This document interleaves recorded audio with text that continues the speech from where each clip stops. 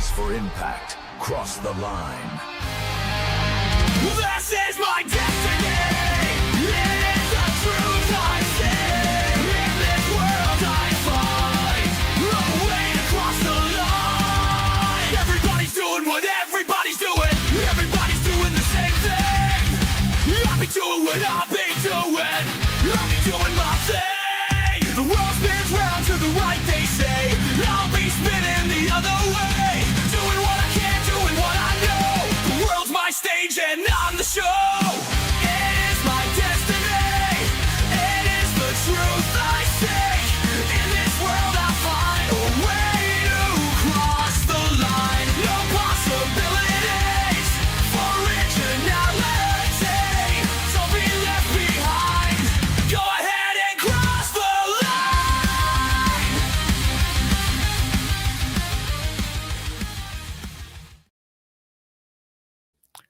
Hey now, it's Brace for Impact, and I'm your host, Mike Gilbert, and I'm going solo on that ass, but it's still the same. We're talking TNA wrestling, and tonight on Impact, Lethal Lockdown returned.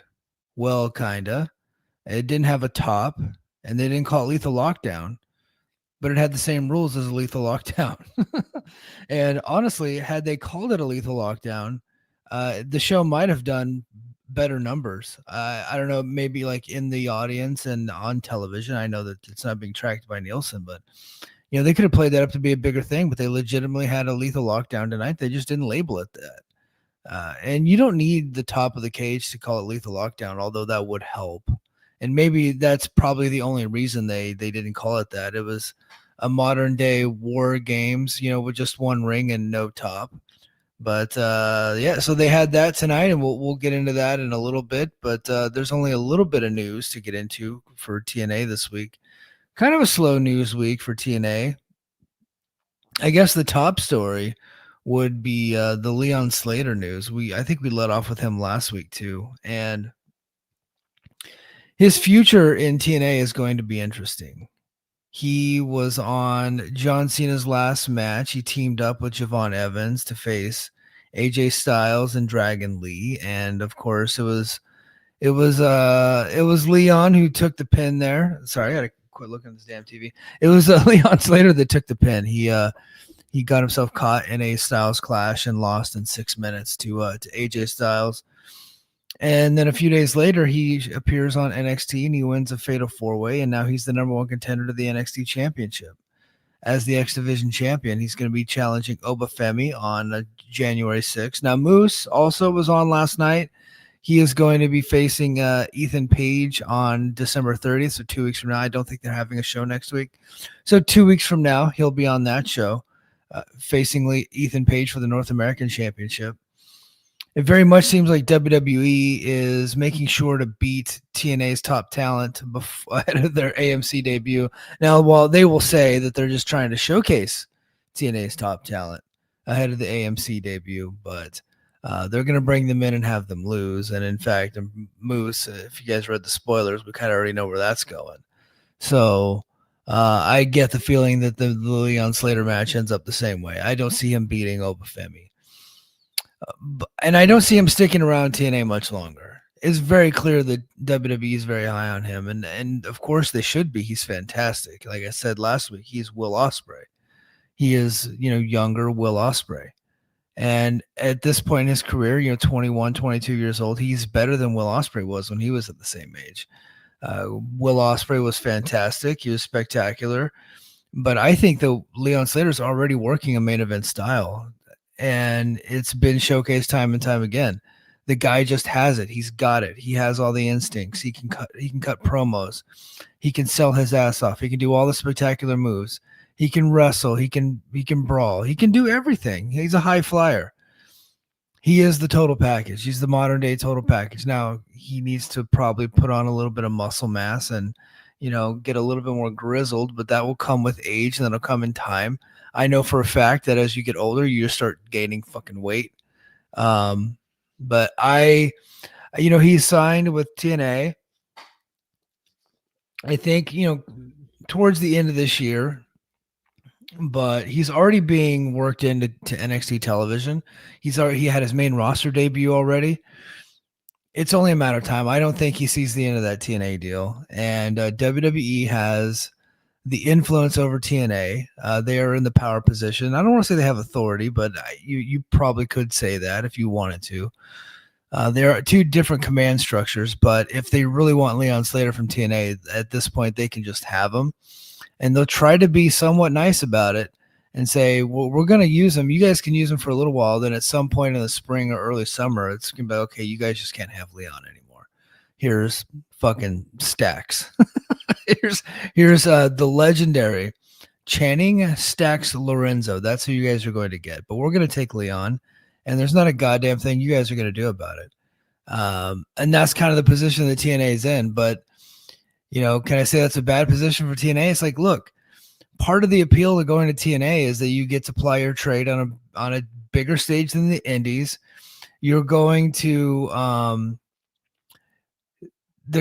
apply your trade on a bigger stage than the Indies, and you're going to be wrestling pretty good wrestlers, guys that have been on television for 20 years and that have WWE experience and AEW experience and overseas experience.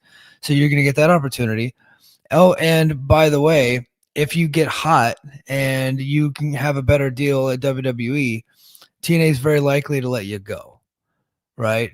What they don't want to do is be the company that, brings you in on a low money deal. And then when you have a bigger opportunity elsewhere, especially with one of their partner promotions, specifically WWE, is to kind of hold you hostage. They don't want to be in that position either. Because right now, they're going to be able to attract talent with this platform. They're going to attract a lot of talent. They're going to attract former WWE talent, but most importantly, I think they can attract independent talent to come to the promotion. And you can see like, hey, look at what Leon did. Look at what Joe Hendry did. Look at what Jordan Grace did. TNA didn't have a huge platform, but they were still able to become big time stars, in WWE by going to TNA. And everybody's like, oh, TNA is just a feeder system for WWE. They're all feeder systems for each other, right?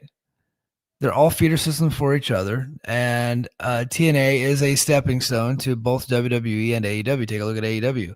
Who's making waves in AEW right now? They came off the TNA roster. Josh Alexander, Taurus, Speedball Bailey is doing great in AEW. Ace Austin just had a big match. Deonna Purrazzo is the women's pure champion. So you got to get talent from somewhere, and TNA is that third promotion where you can actually gain experience. You get television experience, valuable television experience. You make better money than you're probably making on the indies. And you're getting to work with top-notch people. And that experience is going to net you some more money down the road. Now, it would be great if they could hold on to a guy like Leon, but he's already outgrown them. Right, like Joe Hendry outgrew TNA earlier this year. I think Leon's already outgrown them. Jordan Grace had outgrown them. And once they outgrow you, there's not really much you can do about it. You got to just let them go. And you got to be graceful about it. And if they want to go a little early, you're probably going to make that deal. Say, hey, look, we'll let you have them early, but how can we work something out? Can we get something in return? And that's how TNA is going to have to do business. Even like, let's say that they make $10 million a year on this AMC deal, which nobody seems to know what they're getting. My belief is that it's a revenue share deal, but again, like, what does that revenue look like? What kind of guarantees and incentives are baked into the contract? How does it all work? And nobody really knows at this point. But I do think that if it were a big time, big paying money deal, the CAA would have leaked that out to Variety and the Hollywood Reporter and all these other publications. So it's very clearly not this big deal. And so they very likely, low money, like 10 and below, maybe a revenue share, maybe a production split, all that stuff. And, you're not going to be able to compete. Once your talent gets over, like the sharks are out there. There's this major wrestling war happening, and I know a lot of WWE fans don't think that there's an actual war going on. Not for the number one spot. Like AEW is not even close, but there is a war going on, and it's a war to sign talent, and it's a war for market share. and that's between AEW and WWE. So when either promotions, see somebody from TNA that they can get, they're going to go for them, and there's not a damn thing that TNA is going to be able to do about it. But with some more money, they might be able to fight off, some of the talent, but for the most part, they don't really have a fight. And that's a tough position to be in, but that's the position that TNA's been in forever. That's just who they are at this point, and they've kind of embraced it. And I think that that's okay to embrace that. They have, them kind of letting go, being a challenger brand at WWE has netted them the greatest success that they've ever had. They let go of the challenger brand, and they decided to go ahead and play ball, and look at them now, right? They let go of all that stuff, and now look what they're doing. They lost their Spike deal in 2014, and in 2026 they're going to be on AMC, and they had to go through 11 years of hell to get to that point. Did they sell their souls to the devil a little bit? Of course they did, but they did what they had to do to get themselves back in the game, and now they're back in the game. And you say, Mike, how can they be in the game if they're not really trying to take out WWE? Because if they try to take out WWE, they'll fucking die, you morons. Like, don't you get that? If they try to fight WWE, they don't have the resources to do that. And then before, what they were doing is existing on this island, and they couldn't get anybody to come to the shows, right? But now they've playing ball with WWE, and look where they're at now, right? Look where they're at now. They're doing great, financially, and now they got this TV deal. They're on a big basic cable network. You can blame TNA for selling their souls to the devil to get where they're at, but sometimes you just got to do what you got to do, and that's what they did. Because I do think that if they didn't do that, at some point, Anthem's pulling the plug, because they just were not making any money, right? They're the number one show on Access, but Access doesn't do any type of ad rates.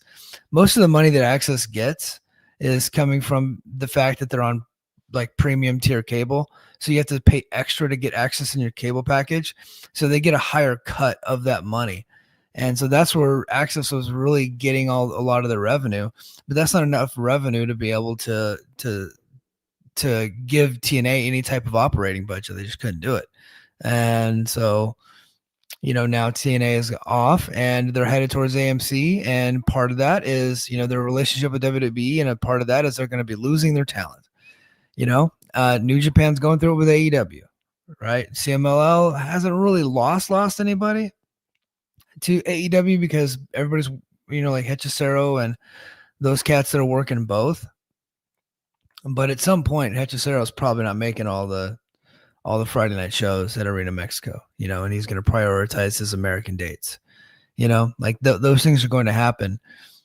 And that's just the nature of the beast. It's the nature of the business. There's a wrestling war going on, and they're going to do whatever they can to secure the best amount of talent they can get, to sell the most tickets, to get the best pay-per-view buys, the best ad rates, to sell the most merch. They're going to do whatever the fuck they can to do that. That's business 101. So it sucks. We're going to lose Leon sooner rather than later. Who knows when that exactly is going to be, but it is coming. And everybody needs to brace for that news. It is definitely coming sooner rather than later. All right, Rolly Boy said he's still got time too. Yeah, I mean, he has till the end of the year, but I don't think that he's making the end of that contract. Ult Roman said, "Hey Mike, I didn't know you were back after Mania. Been a hell of a ride with TNA since then, brother. I've been here. I restarted the pod back in September, man, and I've been covering all the shit. I've been in it, dude. I've been in it, but welcome back to the show. Glad to have you back." Rolly Boy says they don't have to let him go early, otherwise Hendry would have left after Mania. I fully believe that Hendry left shortly after Mania. Like, he was pretty much full-time NXT in like June, and was really just working TNA dates on the side. Like, his priorities since the summer was NXT, and he was full-time. Like, he was off TNA television in September. Right. And I'm pretty sure that he was signed through the end of this year. And in fact, like a month ago, they were still saying that he was a TNA talent, but he had not been on the show since September. Right. So they did technically let him go early. Jordan Grace, they let her go early too. Right. So that's why I'm telling everybody, like, this is coming. He's going to go early. Right. You have to know that. And that's a good thing for Leon Slater. Right. And TNA, that it sucks for TNA in this extent. They lose a hell of a talent, But I think that that's going to attract more talent to their company. It's like, hey, they were cool. They played ball with Leon. They let him go live his dream early. They let him out of his deal to go be a star in the WWE and make, have greater earning potential. Maybe that's a place that I want to go work. Other people that are really AEW pilled guys that want everybody to fight WWE at all times. Like that's the passion. And I think a lot of the AEW fans have lost some of their passion for the AEW product because AEW is not actively fighting WWE like in the public square like they were when they were created, because they were absolutely born out of wanting to take down the Titan, right? They were this new company that was raging against the WWE machine. They wanted to change the landscape of professional wrestling and create it in their own image and be number one. They wanted to be the top wrestling promotion in the world. They have since given up on that dream, right? And so now some of the luster has worn off and some of the passion from their fan base has worn off, because that was part of the deal when you became an AEW fan, is you're taking down WWE. Now that is not possible. AEW is not powerful enough to take down the Titan, right? So, but they're doing a great job existing where they're at, but they don't have the upper trajectory to take down the big guys, right? They're going to be number two, and they're going to be proudly number two, and that's just where they're at. And kudos to them. They've done a great job. Let's see. Dobby says Hendry's deal was up in early 2026. Yeah, but they let him out early for sure. Let's see. Raleigh Boy says signed fellow UK guy Michael Oku.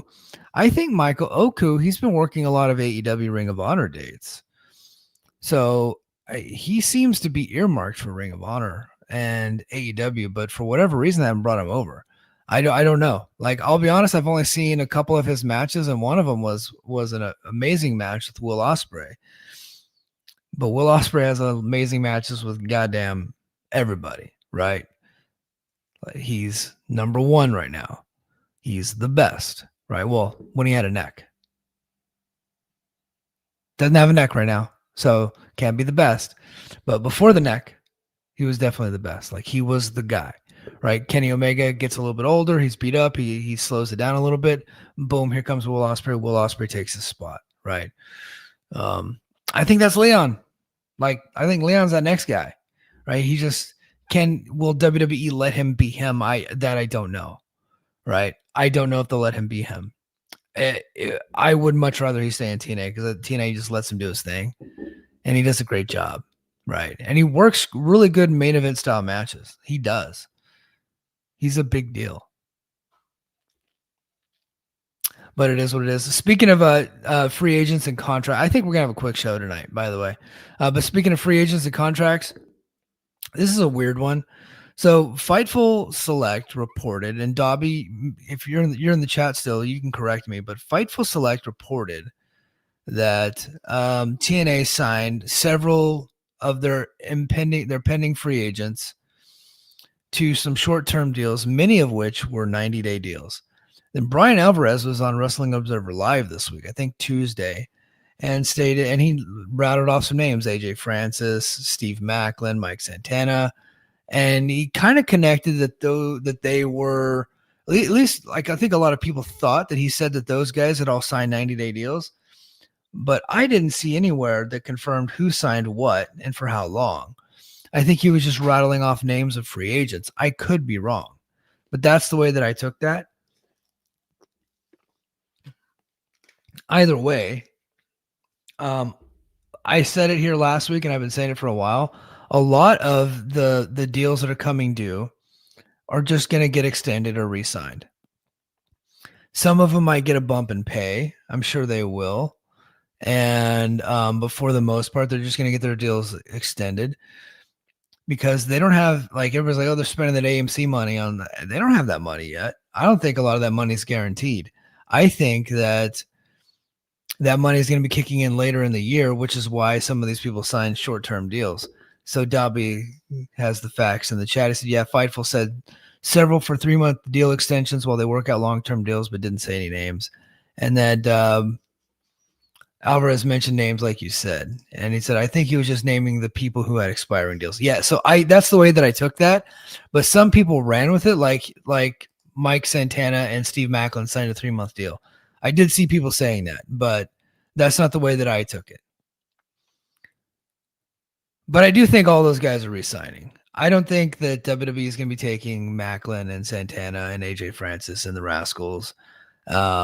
I believe Sean Ross Sapp said he didn't think that WWE would be interested in them. I think they're all very likely to stay. It would not shock me to see Tony Khan bring over the Rascals because that would be a huge blow to TNA. They're one of the best acts on the show, and TNA losing Leon and then losing the Rascals all at the same time would suck because there goes your match quality in the company. Right. Like those are the only guys doing you got Mustafa Ali still doing stuff, but that guy's getting he's 40, right? And he's beating himself up. He's not going to be able to do that shit for very long. So you got these young guys in the Rascals and young guy like Leon Slater. They're the ones having these banger X division matches. Other guys are having good matches too, but these guys are just at they're at a pace that nobody else can match. And that's going to suck for the undercard and the opening matches. That's going to really be tough for TNA. If that does happen, which I hope it does, and I hope the TNA is able to re-sign those guys, especially the Rascal. I mean, I think Steve Macklin's staying, right? No big deal. But especially the Rascals, I think the Rascals are very important to this show, and with them all being back together, the 4 of them, there's so many different ways they can go with it. All 3 of the guys have been X Division champion. Wentz and Desmond Xavier have been WWE Tag Champions. Wentz and Miguel have been TNA Tag Champions. They can do the different combinations. And then, of course, you got Myron Reed right there, which I think Myron Reed should turn heel and feud with the Rascals. And then I think that if it were up to me on the debut episode of AMC, I'm opening the show with Myron Reed versus Leon Slater. And knowing where Leon Slater is about to go, I would put Myron Reed over as the X Division champion. And I would move Leon Slater up to the heavyweight division and have him in a couple heavyweight main events and just get him ready for WWE. Do your fucking job, TNA. That's kind of that's what you did for Trick Williams last year. I guess just do it for Leon now. Get him ready. Right. That's what you did for Joe Hendry. You got him prepped. You gave him a little tiny main event run, by the way. He got what? 3 as the main attraction. And then in Slammiversary, he was sitting in the cuck chair behind Trick Williams and Mike Santana. So I'll give him 3. But 3 big main events for him, that got him prepped for WWE. I think they need to do something like that with Leon. You say, Mike, why would they do that for Leon? And why would they do that for WWE? That's just kind of what their role is right now. That's what they're doing. And I would pull the title off Leon and put it on Myron and have Myron go heel with Killer Kelly at his side. I think that's a money act. And he could feud with the Rascals. That's what I would do. Each of them different title matches. Just run through them all, and really springboard Myron Reed to elevate him to the level of those 3 guys. And then those 3 got pick 2 at some point. I think should be the tag champ. It's time to get the belts off the Hardys. Look, I love the Hardys. I'm not an age shamer when it comes to the Hardys. Although it was kind of suck seeing Matt Hardy try to run to the ring tonight. A little sad, but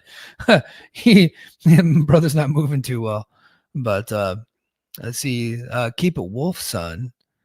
Junkyard Akiyama said Rascals to AEW. I can see it.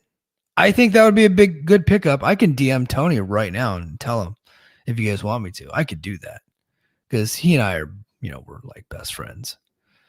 He loves me, as he should. Carlos Silva stopped following me, by the way, asshole. I bought a stupid fucking hat and he doesn't follow me anymore. But all right. I'm trying to think. I don't think there was any other news to get into. So the last thing I want to hit before I cover the show is that I got a comment on one of my videos from last week where I was talking about independent stars that TNA should go after, and I omitted somebody that I was I cannot believe I omitted that person because I've been a big fan of theirs for a long time, ever since I saw them in New Japan years ago. And I'm going to pull them up right now, and I hope that they have their video ready to go. Independent stars, you need to have a highlight video as your pinned video. Okay, it's very important, especially whenever I'm trying to put you over. But this guy does not. But I'm going to go ahead and put his ass over anyway, and that is one Bad Dude Tito. I cannot believe I left him out of the countdown. Now, in my defense, I was talking about an article that somebody from Body Slam I already forgot the name, sorry, but somebody from Body Slam had written an article about 9 free agents, and I love stuff like that. So I covered it here, and they didn't have Tito on there, but then I did go ahead and talk about other people that I should think outside of the list because I disagreed with some of the names. If you come at me and say TNA should sign Killer Cross, you automatically lose credibility with me. You automatically lose credibility with me. Do not say, like, that's almost fighting words. Hold on. Keep it Wolfson. Hey, are you still in Charlotte, bro? I'm an hour away, but if you're still there, I'm back in town tomorrow. I'm going to be at work tomorrow. I have to go in on a rare Friday because I took Wednesday off this week to do a thing in my daughter's school. So I will be in town. We should do lunch. But so anyway, yeah, don't bring up Killer Cross to me. Don't bring up the Good Brothers. Like those two guys are no-goes. They're on the no-fly list for me. But Bad Dude Tito is a guy. The first time I saw him in New Japan Strong, I was like, where the fuck has this guy been all of my life? Well, this guy is awesome. He's a big dude, handsome as shit, a real thick bastard, and he looks like he played middle linebacker in college football. And it just seems like the type of guy that Bill Watts would be creaming his shorts over, right? Just an absolute bad motherfucker. And probably has to change the name Bad Dude Tito, but I personally like it. I think it makes him stand out. But just a big, thick dude and super athletic. He's explosive, can do power moves. He can do some of the flying stuff, although he doesn't really sell like a cruiserweight, which I like. He's just a big, giant powerhouse. Mexican from fucking, I think, Huntington Beach. No, I'm just kidding. But from California. Southern California, and I'm like, dude, why is this guy not on a major show? Like, I don't know. Like, does he have a history that I don't know about? Because to me, he's got fucking everything that any promotion would want in a pro wrestler. I'm pretty sure I even saw him like cut a promo one time, and I was like, this guy can even promo? Like, it's actually pissing me off that he's not signed. Now, I know New Japan uses him, but I don't think he's signed to New Japan. I really don't. Because he works a lot of I think he works like NWA sometimes, like those types of shows. So I don't think that he's signed to New Japan.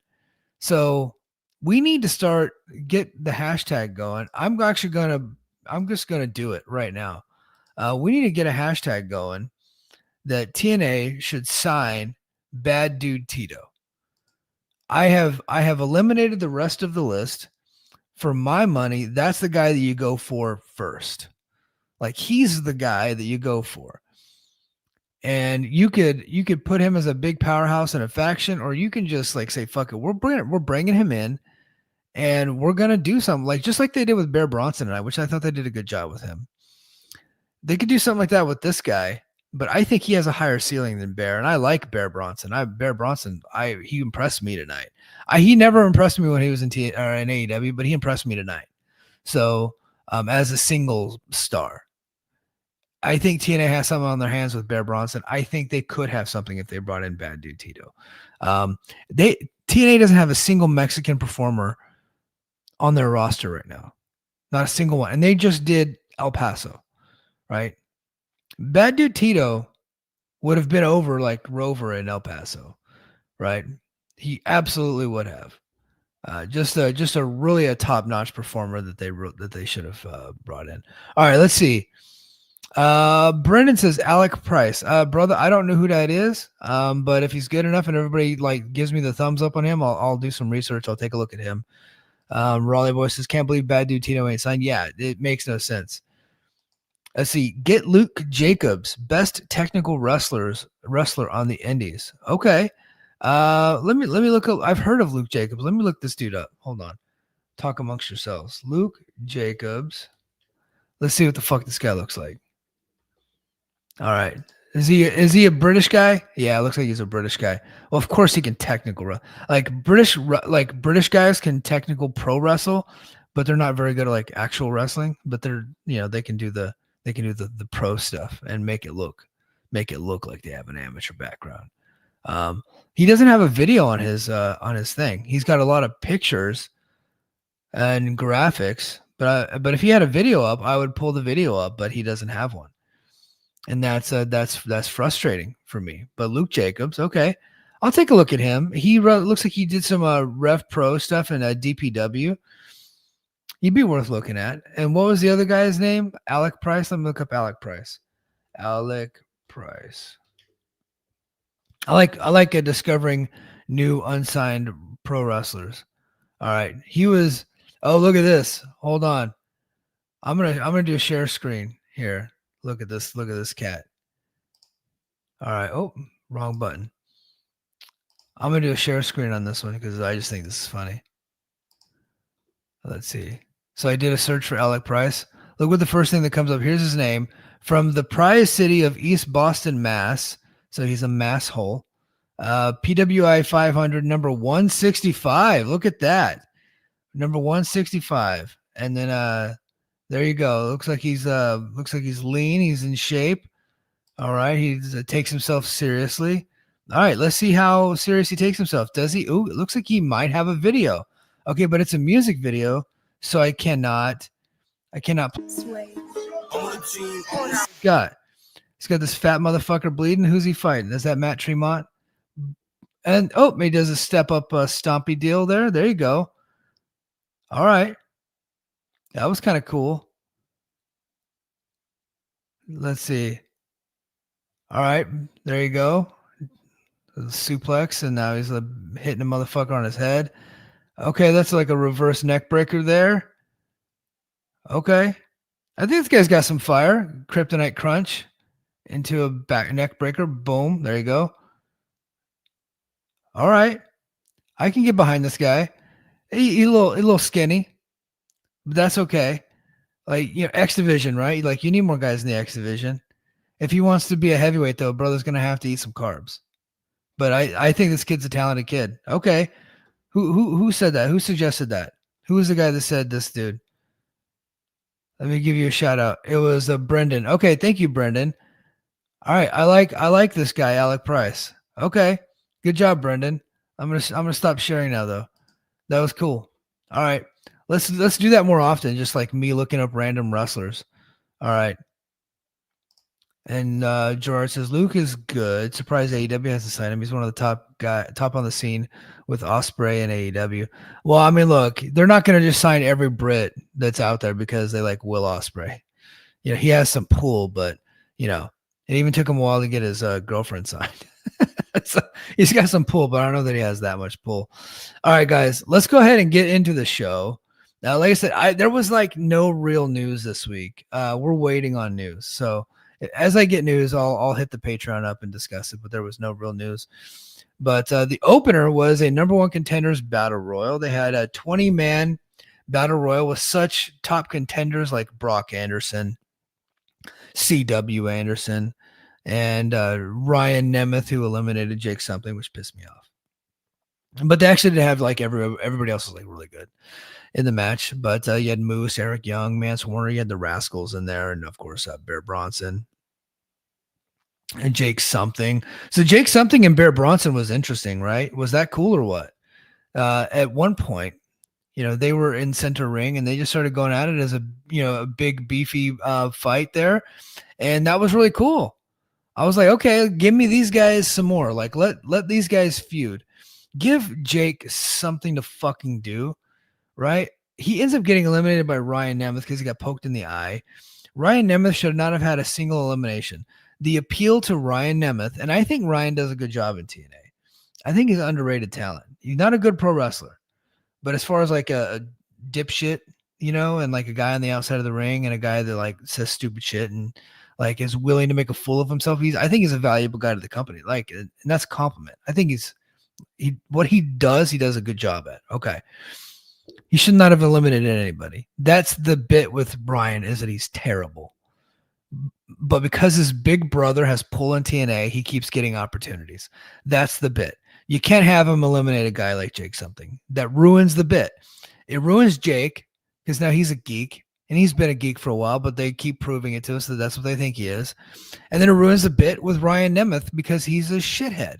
He shouldn't be able to eliminate a guy like Jake something, even when cheating, right? Or if he did, it needs to be like what the hell, like this big crazy thing, right? But instead, it was like it was an afterthought. It was barely talked about in the match. I think they fucking hate Jake. I think they do. They bear the guy every chance they get, and seemingly he's going to resign. I don't know that he has, but it's possible. A lot of people thought that. But I never I don't think Brian Alvarez actually reported that. So, but I did like Jake and Bear Bronson going toe to toe. Let these guys have a series of matches. That would be cool. AJ Francis came out and eliminated Rich Swann by pulling him off the ring apron. So they're continuing their feud. I wonder if they fight at Genesis. But the finish of the match was the final two were Eric Young and Bear Bronson. And they did some battling on the ring apron. And, Bear Bronson got clotheslined over the top and onto the ring apron. And Bronson was able to fight Young off and backdropped him to the floor and secured the biggest win of his career. And then immediately after, cut a motherfucker of a promo. I wish I could just show it here, but I'll get nuked. My YouTube feed will get nuked. But that was a really damn good promo, and I think that everybody should go out of the way to watch that promo. I have some constructive criticism for Bear, and it would be maybe get some new ring gear. Like the ring gear kind of looks indie, with the tights, and he's got pants over the tights and stuff. That can work sometimes, but for whatever reason, it just doesn't work for him. Now he might make it work, but right now he just looks indie, and he's going to be, this is a pretty big stage for a guy like him who has been off of AEW for a while and has been in death matches and has done a good job with that. I would upgrade the gear. That would be first order of business when he comes back in the new year to TNA, and I hope that he does, and I think that he will. He's a good young talent, the exact fucking type of guy that they need to be bringing into this company. Guys with a little bit of TV experience that have a high upside that maybe didn't get a chance elsewhere because they were too top heavy, right? And for him, he got a bad rap because of his tag team partner, getting jammed up on domestic violence, right? And it sucks for him, right? But now he has an opportunity, and it looks like he's going to take this opportunity and run with it. That was my impression tonight. I thought he looked really good in the ring. I thought he looked great against Jake. I'd like to see him against guys like Nemeth and Macklin and some of these other guys, and just have him have these long, really good matches. I'm curious to see if they actually have a good match with Frankie or not, because Frankie is capable of having good matches, but his character is such that he doesn't.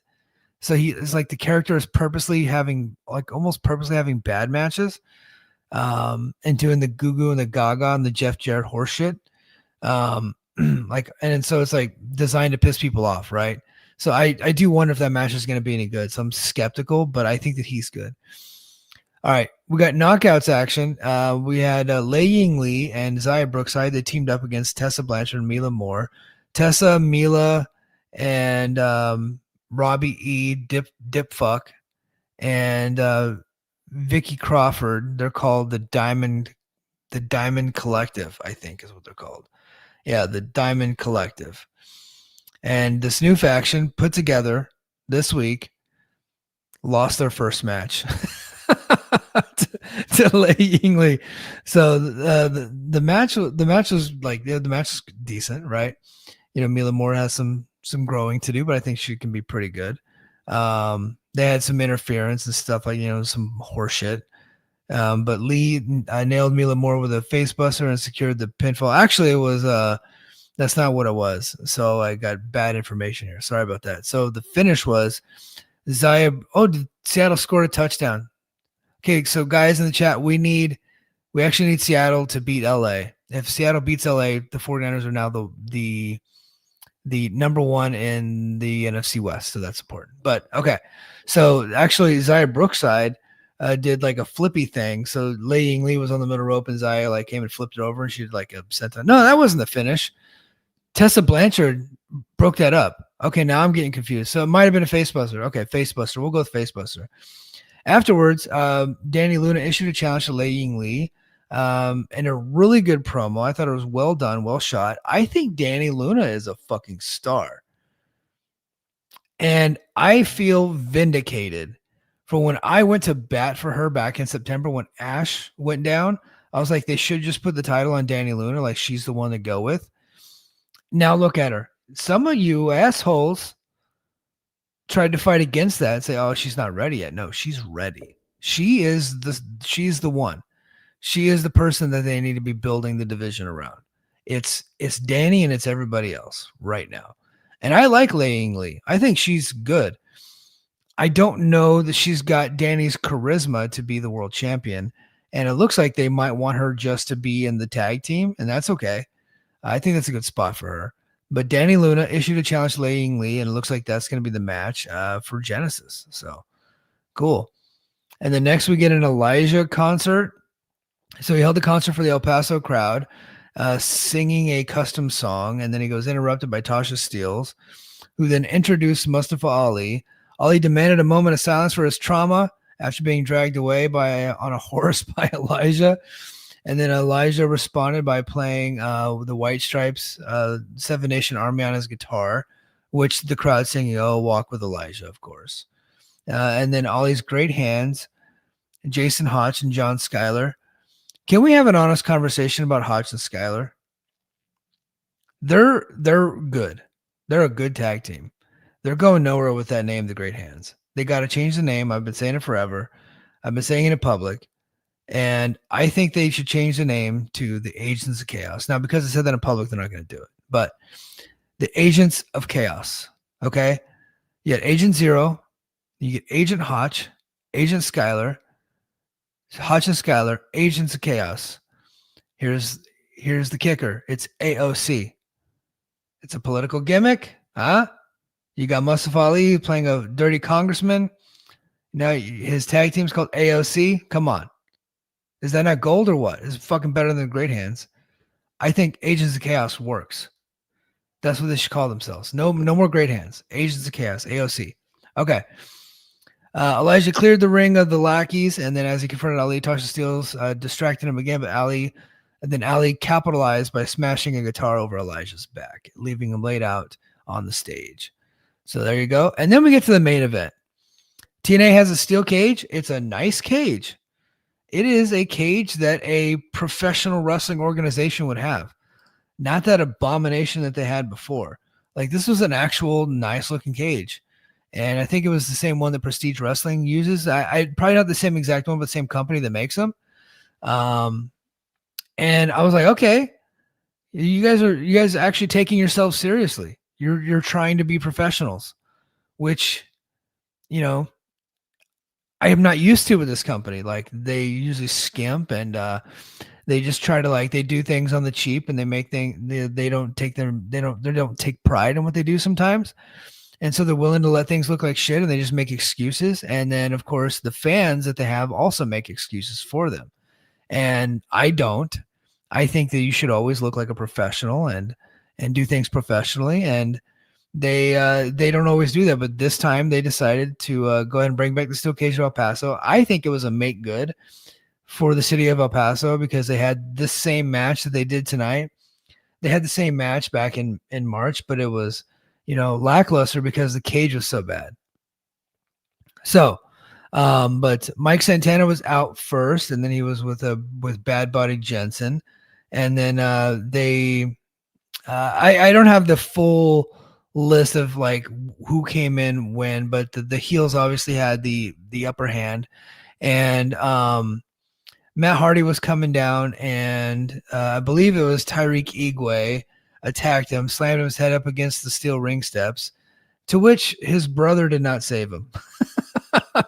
And so Tyson DuPont was already in the ring. They had the man advantage. Matt Hardy's coming out to even it back up.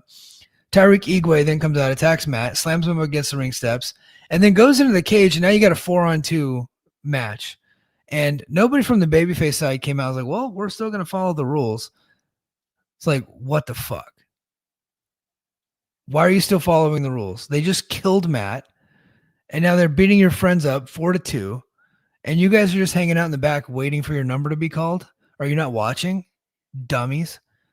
But so that part sucked. You know, it's like, look, have a little bit of like you know what I say, like earlier with how bad that cage was in March, it just screamed like people who are not taking themselves seriously and they don't take the profession seriously. When you lay out a match like this and you have that to where the baby faces just refuse to come out, they could have done something where they were locked away and they couldn't get out, but they didn't even try to come help. They're just like, no, we're going to sit here and follow the rules. What the fuck? So like, that's what I'm talking about. It's like, you guys are not even trying to be professionals when you write a story like that. I'm not blaming the wrestlers, right? The wrestlers doing what they're told. I'm talking about the people who lay out the match. Like, have some pride, have some dignity, do better. But you know, and then at that point, the Righteous came out and they carried Matt to the back. You know, eventually Jeff and Santino Marella entered and they cleaned house. And then Santino was probably the most over guy in the fucking match, to be honest with you, which I know is disappointing for a lot of people, but like people like the guy. You know, if he can get rid of some of the goofy stuff, like he could actually be a good fiery babyface, but he has to like mispronounce all the names. Like, I think he could leave that behind. You know, it's 2025, dude. Like, that was 20 years ago when that was over. You could probably just say the names correct now. You know, he has to do the Cobra, like he has to, like Mick Foley has to do the sock. He has to do the Cobra. But the rest of the stuff, I think you can just leave behind because he actually has some fire and he can cut promos and like he's a good baby face. He's not a great, like, he's never going to be your 5-star guy, but that's not what TNA does. They don't do that. So, you know, but he could have some entertaining matches and segments. But yeah, he ends up hitting the Cobra on Brooks Jensen. Oh, at one point they did a Tower of Doom spot where Steve Mackin came off the top of the cage and it was like a double powerbomb thing. So yeah, so they did that. But Santino hit the Cobra on Brooks Jensen, and then Santana got to spin the block with the pin. So they won the match despite being down a man. There was a 4-on-5 like handicap match essentially. And after the match is over, all the baby faces leave the ring. They leave Santino. Sorry, it's hard to have Santana and Santino on the same team. I get confused. But Santino's in the ring with his son-in-law Stax, and he's gonna go. He's trying to get him to come up, and maybe they're gonna fight again. His daughter Ariana Grace comes in the ring and kicks him in his dick, and turns heel, and actually like had some fire. I thought it was a well done heel turn. I did. I thought that she played her part good. I thought the crowd was up for it. Stax is like a little shithead. I thought he did good. And then I thought Santino selling it was great. Here's the only problem I had with the whole segment. Mike Santana is at the door. It's locked. He sees this going down. Stax is beating the shit out of Santino. And Santana is just shaking the door trying to make it get open. And it just reminded me of like that video where the guy is going down the escalator, right? He's in a suit and he's going down the escalator. And all of a sudden the escalator stops. And then he's just standing there and he doesn't know what to do. It's like, bro, those are stairs now, right? Like that's what it reminded me of. Like Santana forgot that he could climb. But thankfully, you know, you got the Marine out there. It took the Marine to go ahead, like, hey, Mike, we can climb now. You know, but like you would expect the Marine to like climb over a cage to get to somebody, right? Like that's what he does. I'm sure he's climbed over some shit in boot camp, you know, climbed over nets and walls and, you know, done the low crawls and all that shit. So he's like used to it. So he climbs over and he gets in there and then, you know, Stax takes off running and Ariana Grace, you know, like gets him smack on his face and unlocks the door and leaves. And then she gets in Santana's face and says, it's like, you got a daughter. You better not be a dad like him, but I bet you are a deadbeat dad just like he is. And like gets in his face and walks away. I was like, You know what? Like maybe she's got something as a heel because I was not digging her character, the bubbly, ditzy moron that she was playing.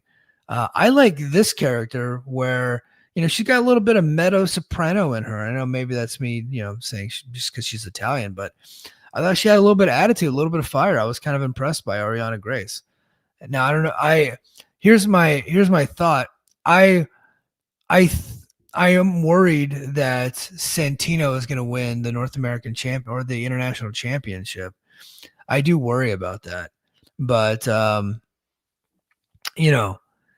hopefully they flip the belt back to Macklin because I think Macklin has legs as champion. They just haven't really fully tapped into what he can do yet. But overall, I thought that this show was because I enjoyed the main event so much. I'm not a battle royal fan, but I liked the outcome of the battle royal because I like Bear Bronson. I like them giving a new guy a chance. So I like how they did that. And I like the promo from Bear Bronson. I thought the women's match was pretty decent. And then I enjoyed the main event, but I like War Games matches. Like I know, it's December and we had 2 in WWE, 2 in AEW, and now we had 1 in TNA. I'm still not sick of them. I don't know where I would rank this one, but I thought it was good. And I liked the heel turn at the end. I thought they did a good job. All right, Joel, as I was about to say, Joel, or don't you have your own show? Like, shouldn't you be on your show right now? But so Joel, I start mine at 10:15. So I think you probably go a little bit earlier than me, but I've been on the air for 51 minutes. So, but I also try to do all the news ahead of time. Like I kick off with the news and banter and stuff. So, but yeah, I'm about to close up shop. Thank you for being here.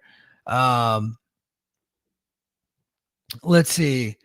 Rolly Boy said, love this trend, heel turns and steel cage matches. Yeah, Nick Nemeth had a really good still heel turn earlier this year. I enjoyed the heel turn that the Nemeth did on the Hardy Boys, and I'm still disappointed that they never really – I don't think they ever really paid off that feud.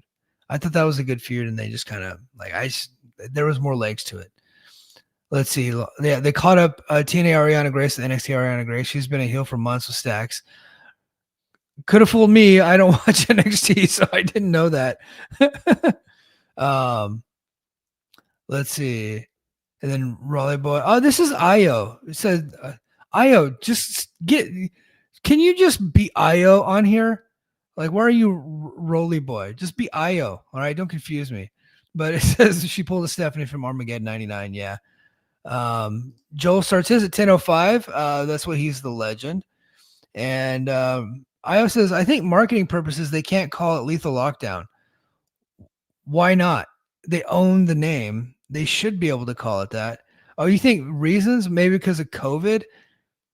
I don't know. I don't see any reason why they couldn't call it Lethal Lockdown. I think they could. I think it's fine. I think they're good to go. They probably didn't call it that because they want to get a top to that cage and they want to use it later. But Lethal Lockdown, I feel like tonight would have been a fine night to call it Lethal Lockdown. I don't know. I think it would have been a bigger show had they done that because that name has value. It has cachet. But all right, guys. Yeah, it is 8 minutes past the hour. I got to get to bed, but I have to finish this football game as well. So I'm going to go ahead and call it a night.